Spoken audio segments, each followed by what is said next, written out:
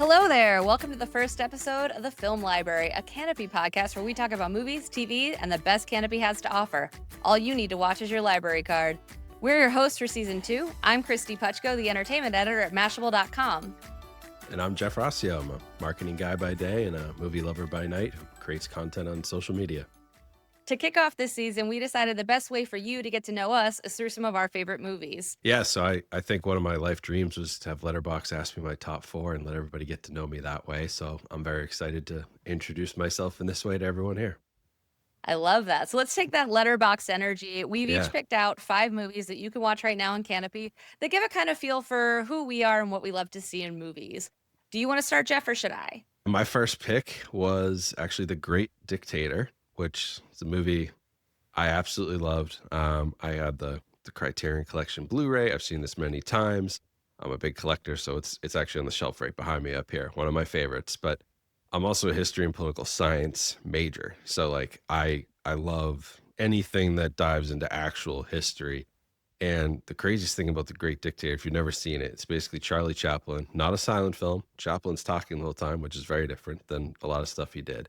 It's a talkie, but he is basically playing this caricature of Adolf Hitler, but he's doing it in, I believe it's 1939, 1940 when they're making this. So it's, it's before a lot of the really, really horrible stuff starts to happen. It's before the U.S. Or is before in it becomes the war. public, yeah. Before it becomes public, at least, yeah. The U.S. is not in the war. He's making this purely as a criticism of this guy who he sees as a threat, a major threat. And I mean, at this point, he's done things. I think Poland's been invaded. Things are happening. He's a bad guy. We know he's a bad guy. So a lot of courage to like go out and do that, especially at a time when, in history too, diving back to the time period, it wasn't like everybody was immediately anti that. So he came out and took a hard stance and just put together this. I mean, it's funny, which is like sad to look back at. Like, it is funny. He's doing a great caricature of this fascist leader. And at the same time, also giving one of the best monologues in film history, which I share from time to time on social media because it's just so good. I mean, you could just watch that over and over again. But he's got his usual, the slapstick comedy and all this fun stuff going on with this really super serious message that I really don't even think people probably at the time knew like how powerful this was. I think it's more powerful after the fact. And the time, it's like, it could have been viewed as an SNL skit making fun of somebody. It's a caricature, and then it became so much deeper after everything comes out and you know what happened.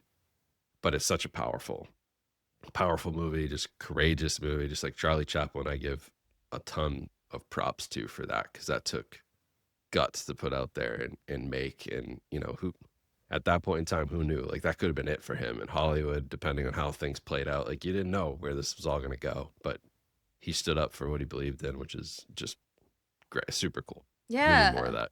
Chaplin's a fascinating figure in Hollywood. I certainly watched his silent films more than I have. I think I haven't seen The Great Dictator in a couple of decades, so I need to refresh myself, because I remember the last time I watched it really knocked me down.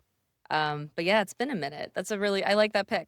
I wish I had a segue to my first pick. I don't.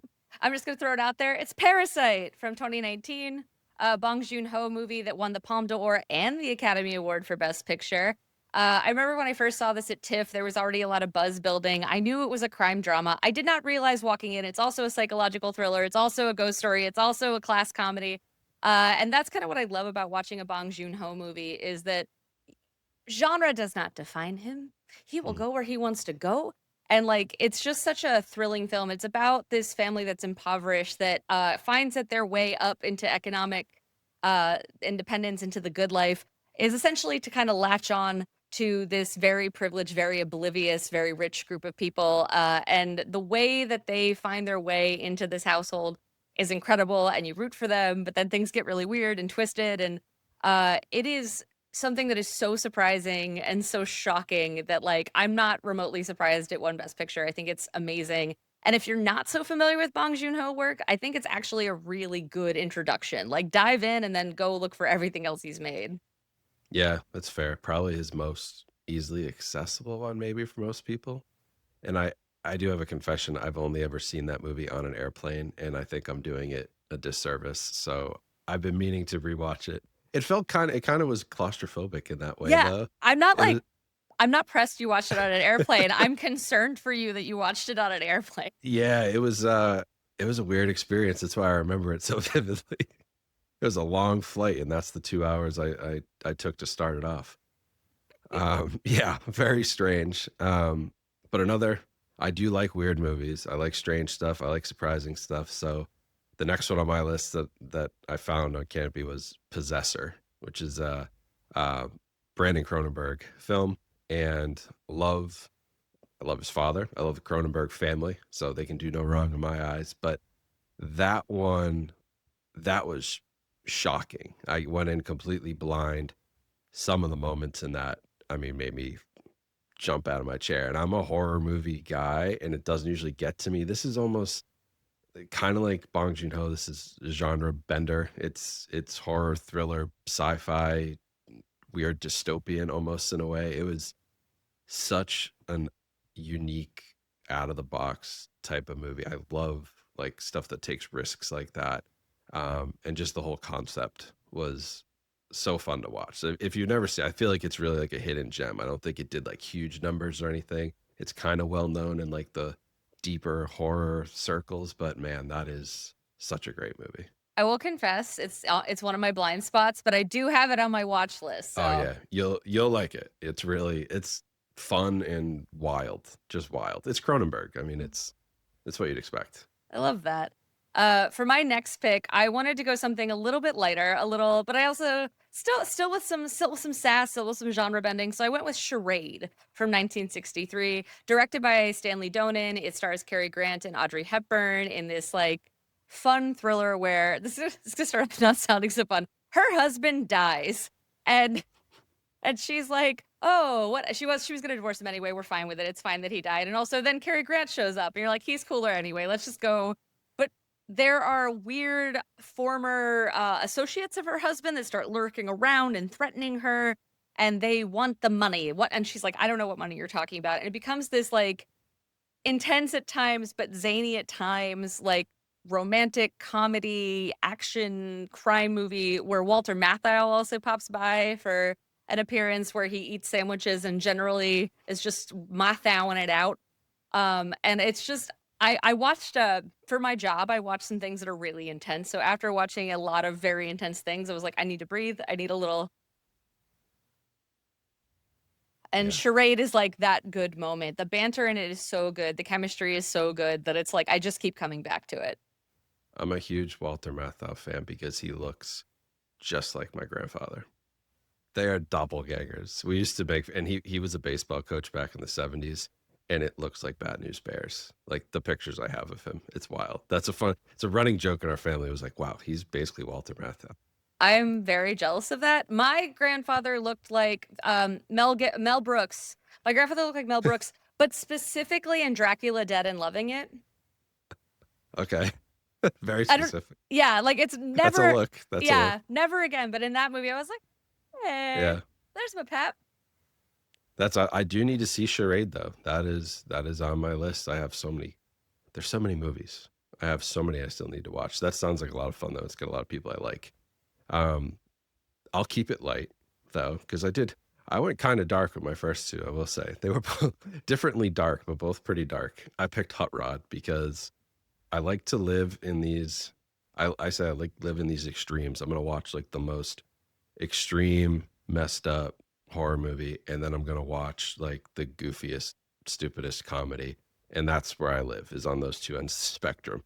So they kind of it's a palate cleanser for the other. But Hot Rod, I when this came out, I don't think it got much fanfare. I don't remember it. I would have been in high school when it came out. I don't remember hearing about it. But Andy Samberg, Bill Hader, Danny McBride, all the Lonely Island guys actually, I think, are in it. They worked on the film. And it's like this weird Andy Samberg's basically like a evil Knievel wannabe in this small town. And he's also got like huge problems with his stepdad. And one of the funniest scenes, they just actually fight each other, like just totally rough it out. And if you like the the Danny McBride style comedy, a little bit of SNL comedy. But if you like that stuff that McBride's gone on to do, like Righteous Gemstones, which I love, or Vice Principals, some of his HBO work, like it's very much like that mixed with Lonely Island skits, mixed with Bill Hader and his insane energy. And it's one of the funniest movies, most quotable movies. And it has one of the best, like, I don't know what to call it, musical montage breaks just in the middle of the movie, or I guess kind of towards the end, but it just comes out of nowhere. And it's amazing. It's so much fun. So I absolutely adore that movie. I'm gonna have to add that to my list. I love Pop Star Never Stop Never Stopping. Yes. But I yeah. missed Hot Rod, so I have to. Hot Rod is so wild. You're gonna love. If you liked Pop Star, you will love Hot Rod. This. I'm in. I'm gonna check that out. So next for me is a comedy. It's called Swan Song. It's from 2021, and I want to specify because actually 2 movies named Swan Song came out that year. This is by Todd Stevens, who did The Edge of 17 and Gypsy 83. This is a comedy he actually based on. It's a bittersweet comedy, I will say that. He based on someone from his hometown who was named Mr. Pat Pitsenberger, who is described as the Liberace of Sandusky, Ohio. And the Udo Kier plays the main character. He was a hairstylist who like attended to the fanciest of ladies in this town until like there was a falling out. And so at the start of the movie, he's actually in an old folks home. But then it turns out that one of his old friends has died, and her final request is that he do her hair for the funeral. And so he goes on like a weird road trip where he sort of runs away from the old folks home and to like blare through town and kind of reestablish himself and find like the things he needs to do her hair. And it is a road trip movie. It's an elegiac movie about legacy, but it's also just desperately funny. Kier gives like a career best performance. He's bitter, he's bemusing, he's vulnerable. And it was a movie I watched and was just like, this is alive. Like, this is a film that felt so personal and so funny. And Jennifer Coolidge is in it. So if you love Jennifer Coolidge, make that the reason. Coolidge. Yeah. So yeah, highly, highly recommend Swan Song. Cool. That sounds a little bit like, and maybe I don't know if I'm reading it right or not, but like Nebraska in a way. Ooh. I hadn't thought of that. It's been a while since I've seen Nebraska, so I don't want to like. It reminded me of it when you said it, and I loved that. That was a lot of fun. So that sounds like it's another one of those just like real human movies. That. Yeah, I love that. Well, I guess this is another very human movie. I think we both agreed we loved this, and we had to pick who was going to put it on their top 5. But I ended up taking it. It's Zodiac, and I saw this. I remember seeing it right when it came out.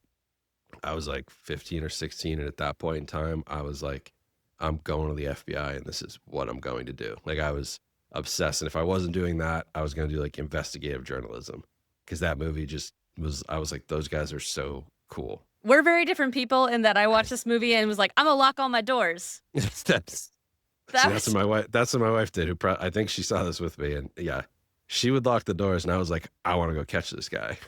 So absolutely love that. I love David Fincher's stuff anyway. So anything he's done, he's probably my top 2 or 3 directors, but the cast in it, incredible. I mean, it's obviously Zodiac. It's the story of the Zodiac killer, but it focuses much more on the San Francisco, I believe it's San Francisco Chronicle is the newspaper that got all of the tips from the Zodiac, and kind of their reporters just dove in headfirst and to try to crack the code, catch who this guy is. So it's really like a journalism movie wrapped around this serial killer unsolved case. But it has some of the most disturbing, like scary moments. I don't want to spoil too much, but like there's one real life. They don't show too much of like the real life situations, but there's one where the guy just comes over the hill and those open by the lake, and a terrifying moment. And Jake Gyllenhaal in the basement, and there's some stuff in that movie it's not necessarily horror, but that'll chill you down to the bone. Like that was as scary as it gets, and it's real. So like even worse. It's worse when it's real. To speak to your point about how human is, I think it's because the violence is presented in such a matter-of-fact manner. Yeah. Where like on a nice sunny day or whatever, like there's just the potential for things to switch like that becomes so harrowing. I remember the first time I watched this, I missed it in theaters. The first time I watched this, I rented it at home, and it was a very hot day, and I literally was, like, chilled. Like, I had Mm. goosebumps, and I was like, "Okay, this is what we're doing." Yeah, no, I can imagine. Some of that stuff is just burned into my memory. I can still see him walk over the hill with his whatever that medieval outfit was that he was Yeah. wearing, that crazy outfit. Yeah, I mean that stuff's just burned into my head. But yeah, such a great movie. I rewatched it recently because it came out on 4K and had a remaster and looked great. So if you haven't seen it remastered, it's a lot of fun. A challenge accepted. For my next pick, I love a monster movie, but I think why I chose this particular monster movie is because it's so much more than a monster movie. I picked Colossal from 2016. It's from Nacho Vigalondo.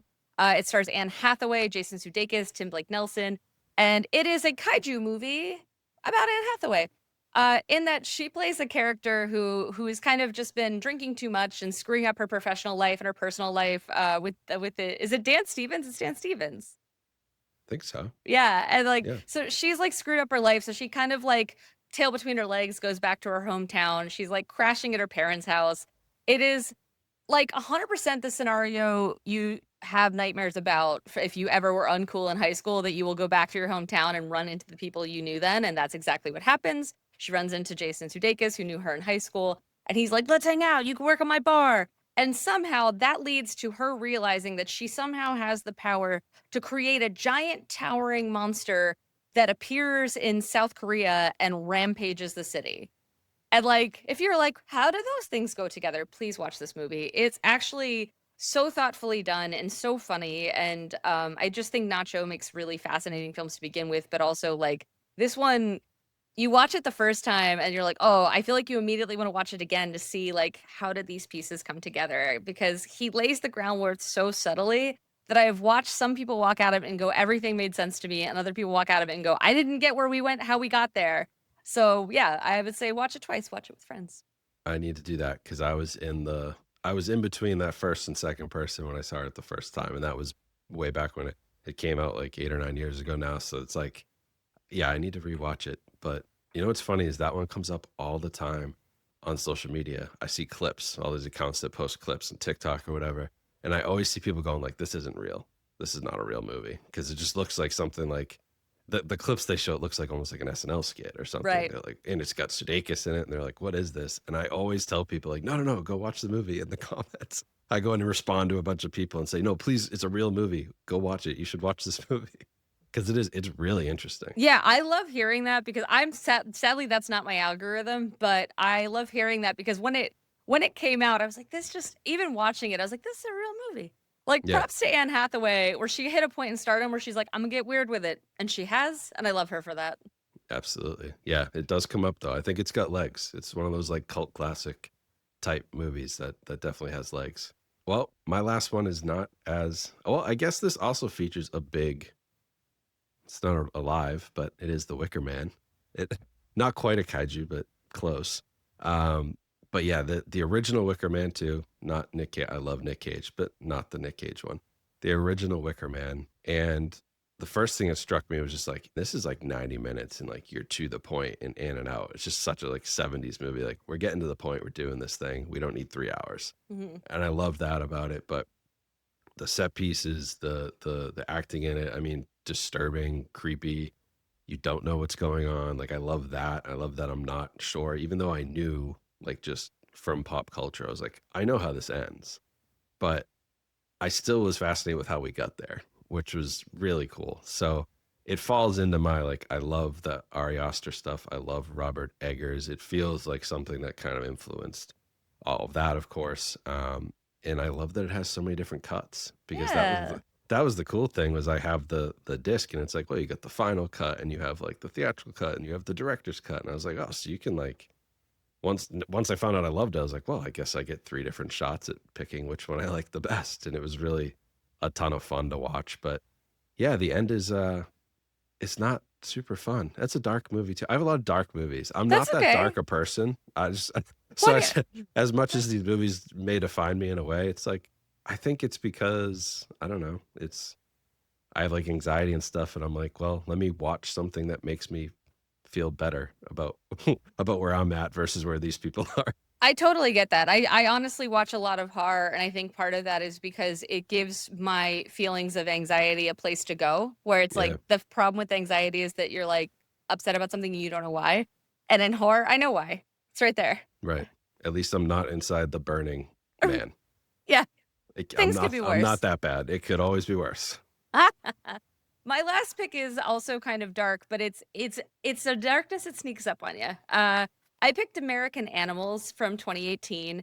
It is I love a true crime movie, and I will say this: if Adolescence on Netflix has you in a chokehold, you're going to try this out.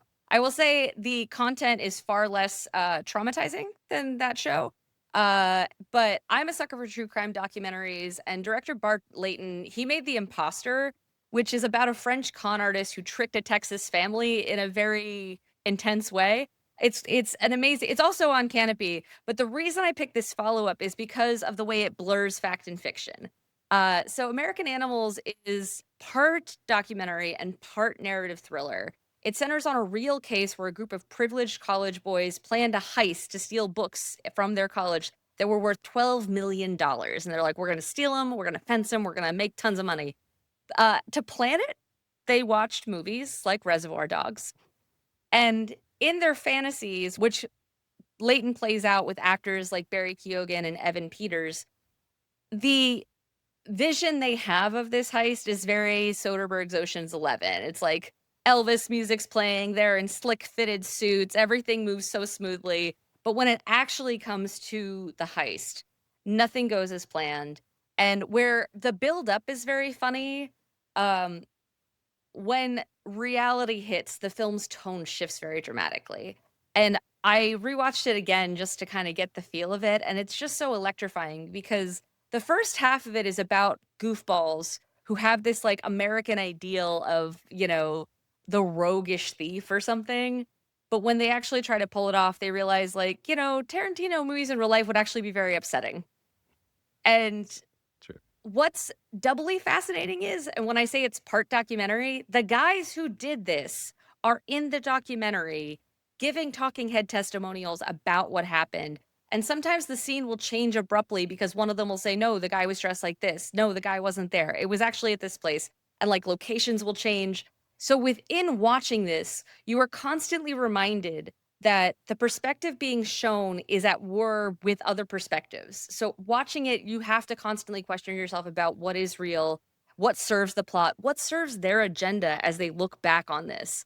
And like, what is them taking stock? What is them taking blame? What of them is trying to like be like, this wasn't my fault. And it's just so fascinating to watch because you watch people who have watched a lot of movies and who've internalized it pulling totally the wrong lessons out and like what the consequences of that actually looks like. And what's I think so interesting is this when this played at South by Southwest a few years ago, I like lost my mind over it and I thought this is going to be a huge hit and it definitely wasn't. And I think part of that is some critics were definitely spooked by it and they felt like drawing this kind of attention to these guys was inherently troubling because if you have them involved in the movie, isn't it in some way like platforming them? I don't find that to be the case because of how Leighton deals with the material.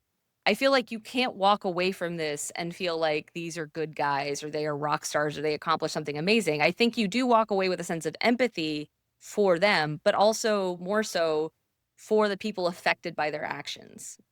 Mm, So I just find it like it's just a movie that like I like a movie that surprises me and knocks me down, and this is 100% a movie that'll do that. that's cool. I had no idea that The Imposter was the same director because that blew me away. And that one also does kind of a similar thing where you almost start to have empathy for this guy who did some of the most unbelievable, crazy stuff. Cuz he's charming. Yeah, He's yeah. like So dangerously charming. I had no idea. I've had American Animals sitting like on the top of my watch list for a long time because I love the people in it. I love the cast. So I had no idea that you just convinced me, especially with The Imposter. That's like one of my top five. Like, hey, you want to be blown away by a documentary? Like, go watch this. Yeah, that it's a good time. I like that a lot of ours were really dark, but also there was some comedy in there. Like I we're fun people. It's I did, fun. yeah. No, I mean, yeah. I like I said, it's extremes. I also had like I had like Best in Show on a short list, and Shiva Baby and After Hours, and like, which is like a dark comedy, and like, Yeah, but still very so funny. very funny. So that's kind of my two extremes I for gotcha. sure. My like close but didn't quite make it was Hunt for the Wilder People. I love that. Yeah, which is just That's such a good amazing. But movie. I was like, oh, I don't. It's hard. This is the thing. It's like my letterbox. Which if anybody goes and looks at my letterbox, I won't make excuses, but I do change it at will because it's really just what's my mood right now. Yeah. There are too many good movies for me to only choose four. It's the four I'm thinking about right now. Mhm. So yeah, this is my five today. Check back with us in several episodes and it might be different. Okay, wow. So from Lonely Island comedies to hard-hitting true crime, we got a little bit of everything. I love that for us. What a list. We'll have all of our picks in the show notes and on Kanopy's Letterboxd HQ account. If you're inspired to give any of these a look, they're all on Kanopy with no ads, no subscription fees. You don't need a credit card, just a library card. It's available through your public or academic library. And I will say, as a huge movie collector, I've got a bunch of physical media, probably 3,000 something titles in my house, but there is not a streaming service that can compare to that other than Kanopy. Honestly, they have everything that I'm looking for as like a real serious film fan. So love Kanopy, even if you're collecting and you're a physical media guy like me. It's a go-to streaming service. It's a great option. Try before you buy. Yeah, absolutely. So you can keep up with us and Kanopy on social media. I'm the Kristy Puchko on Instagram, and I'm on Blue Sky and Letterboxd. It's just search for my name, KRISTYPUCHKO. Yep. And I am Jeff Rossio. I think I'm Instagram, Facebook, TikTok, Blue Sky, Letterboxd, you name it. Again, probably just easiest to search for my name. It's JEFFRAUSEO. That's a wrap on this episode of the Film Library, a Kanopy podcast. Thanks for joining us as we explore the incredible films available on Kanopy. We'll be back twice a month with new episodes. And if you're feeling inspired, head over to www.kanopy.com to start streaming today through your participating library or university. Be sure to subscribe so you don't miss future episodes. We'll be sure to dive into more must-watch movies and hidden gems from Kanopy's collection. And if you enjoyed today's discussion, tell your friends. Leave us a review or share the episode with a fellow film lover. It really helps. See you at the movies.